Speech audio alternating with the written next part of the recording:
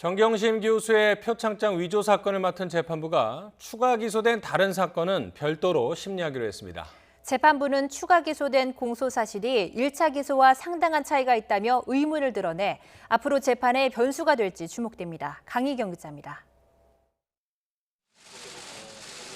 동양대 표창장 위조 혐의로 먼저 기소된 뒤 사모펀드 투자 의혹 등으로 추가 기소된 정경심 교수의 두 번째 공판 준비 기일이 열렸습니다.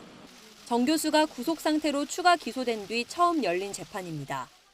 검찰은 정 교수가 추가 기소된 만큼 같은 취지로 공소장을 변경하고자 한다고 밝혔습니다. 재판부가 사건을 모두 맡고 있어서 두 사건을 같이 심리하는 병합 결정이 예상됐지만 재판부는 검찰의 공소장 변경에 의문을 나타냈습니다. 두 사건 공소 사실에 상당한 차이가 있다며 공소 사실 동일성 여부를 먼저 심리해야 한다는 겁니다.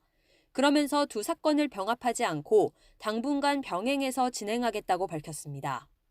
구체적으로 언급하진 않았지만 표창장 위조로 검찰이 지난 9월 처음 기소한 내용과 지난 11일 추가 기소한 내용에 차이가 있는 점을 지적한 것으로 해석됩니다.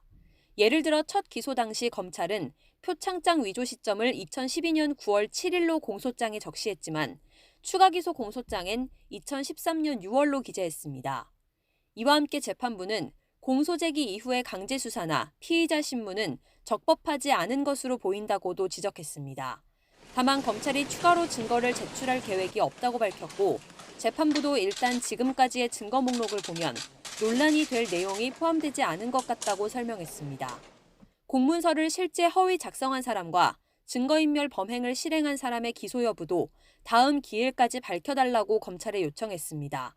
이들이 무혐의 처분이나 무죄 선고를 받으면 정 교수에 대해서도 심리할 필요가 없다는 이유입니다. 재판부는 공소장 변경에 대한 양측의 입장을 정리한 뒤 일단 사문서 위조 혐의에 대해 다음 달 10일 심리를 이어갈 방침입니다. YTN 강희경입니다.